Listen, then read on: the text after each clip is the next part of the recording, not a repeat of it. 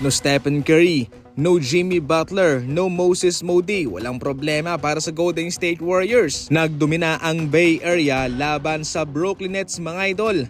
Home court ito ng Golden State Warriors, mataas ang kanilang moral despite sa mga hindi magandang nangyari sa mga nagdaang araw at mga buwan para sa kanilang kupunan.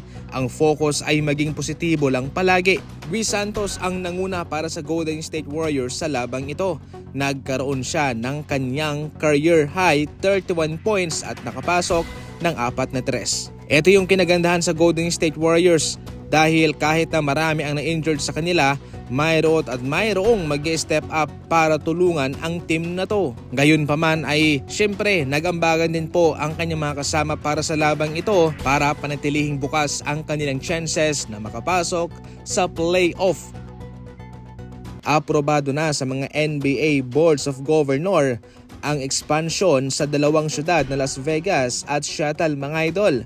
Ito ho'y kanilang pinaboran at magkakaroon na po ng proseso sa pagsisimula sa pagbidding sa kanilang fee.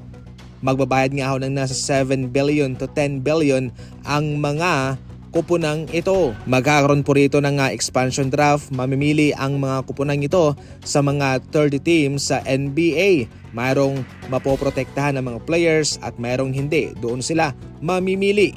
Isang player lamang kada isang kupunan.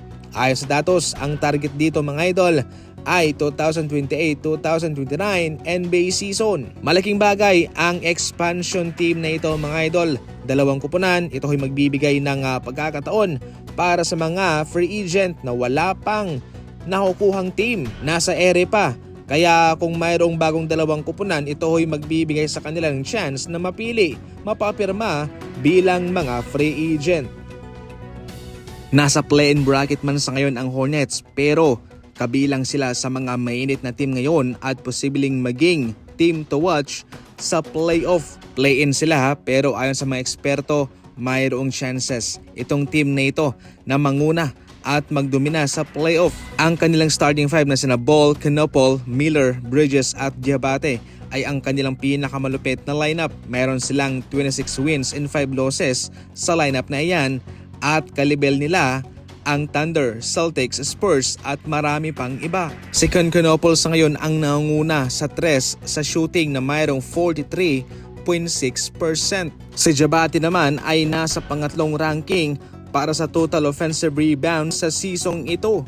Si Lamelo Ball ay nasa pangatlong ranking para sa mayroong pinakamaraming tres na naipukol sa season na ito. Mainit naman itong scoring sa ngayon ni Miller. Siya ay nag-a-average ng 20 points per game sa kanyang shooting na 38% sa Rainbow Country. Si Bridges napakatibay, mayroon siyang 67 games played sa overall 72 games sa season ito at nag-a-average ng 17 points and 5 rebounds. Grabe, nagbabaga ang Hornets sa ngayon mga idol